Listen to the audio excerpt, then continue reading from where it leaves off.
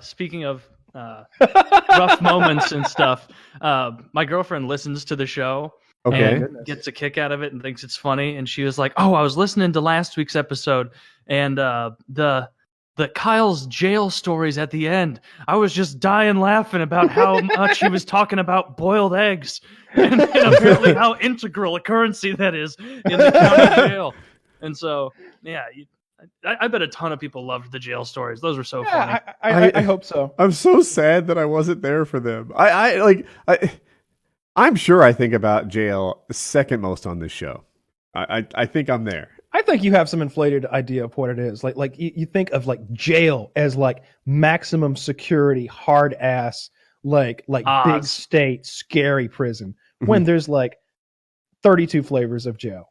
Yeah, if I end up having to go to a jail, I've been told what facility it would be, and it's been described to me, and it's a real breeze. Would you improve your tennis game at such a facility? Not my tennis game, but there'd be a lot of like library time. There'd be a lot of reading and a lot of like chilling and a lot of like tax cheats in there with me and that sort of thing.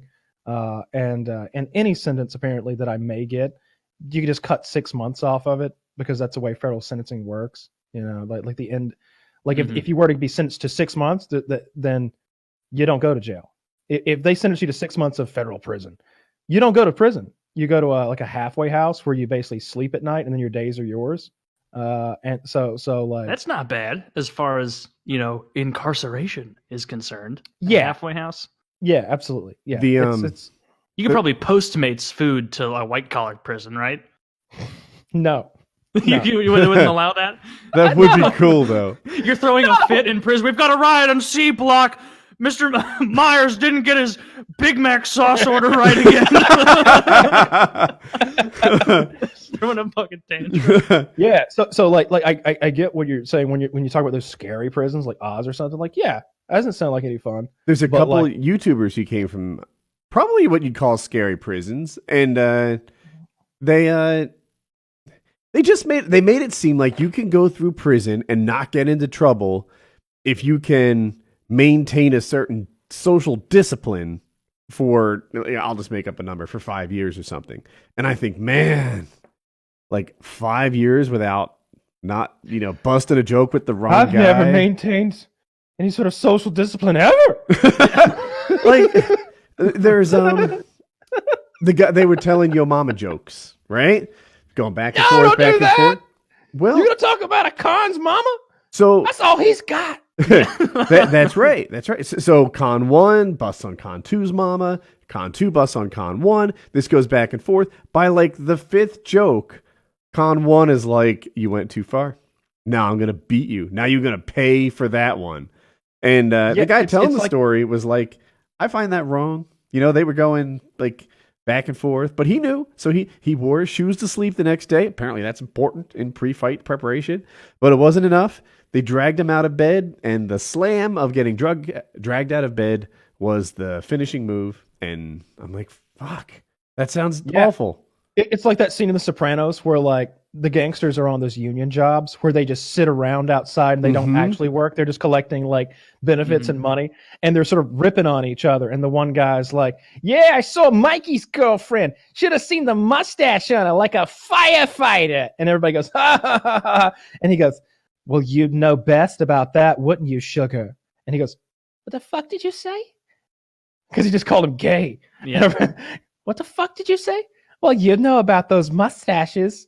And everybody like, yeah, you turned it around and got him good. The guy gets up and he's like, "I'm going to go take a piss." And then he smashes the guy who talks shit in the eye with a glass bottle. And the guy's just like, my eye. And there's just blood pouring everywhere. And some like actual working Joe who's actually working there goes, "This is bullshit. I'm calling the cops." And like, "What did you say?" And he fucking lead pipes that guy in the head. Sounds like an entertaining scene. You're funny. Right? Is it Casino, the movie? Like, "Oh, funny to you like I'm a clown? Am I funny to you like I'm a clown?" Oh, they only just said the wrong thing. And I just... do you hear a little girl in this bar? There's a tough guy in here, and that sounds like a little girl in this party. You hear anything? Sound like someone whimpering. I love that scene. That's where he stabs the guy like with a pen over and over, and he's crying now. I could have sworn there was a big tough guy in here. Did you see where'd he go? Where'd he go? No, there's this little girl. There's a little girl crying on the floor. A bunch of bick marks in her back. The question is, and I'll present this to the listener. Can you maintain that social discipline for 5 years? I think Kyle's better at averaging this. I think Kyle could. Taylor thinks he couldn't. I think I couldn't. There's people on both sides of this, but it's like, dude, I just don't know if I. In the story he tells, it's very important when you walk by all these cells to look straight ahead. And this guy got a stern talking to warning. But he was walking by. I would never look into a cell. Like you don't know what might be going on in there. Maybe you see something you shouldn't see. Yeah. You would never look into a cell. You can see something you don't even want to see, right? Like now you're burdened with a secret, you know? There are questions I don't ask people just because I don't want to be in on that secret. Like I don't want to have to filter and think and whatever. I just, you know what? I don't. You don't want to spend too much time next to one cell either, as you learn in Silence of the Lambs when Clarice is leaving. I can smell your and as she's leaving, that guy throws a big wad of cum, hits her right smack in the face, and then she has to leave covered in cum. That guy should go to the Olympics for the cum throw because he must have been practicing that his entire stay in that facility because he flicks that cum. First of all, he's able to get himself off in the time between she walking by his cell and her having that conversation with Hannibal Lecter. But he's coming to climax just as she passes back by, and he flicks it right into her hair face area. And she's just like, ah! Some people have a what gift. Hannibal did to him, though?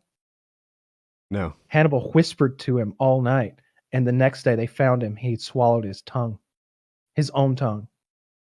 Hannibal. I had forgotten about that. That's quite the superpower. Hannibal said something so horrific to this guy and got inside the guy's head that the guy swallowed his own tongue, killed himself. Yeah, that's what he gets for being a cum whipper. All the prison stories I see make it seem like if you handle yourself socially just right, you're okay. You shove your cum in your outstretched hand like it's sand. You just blow it onto him.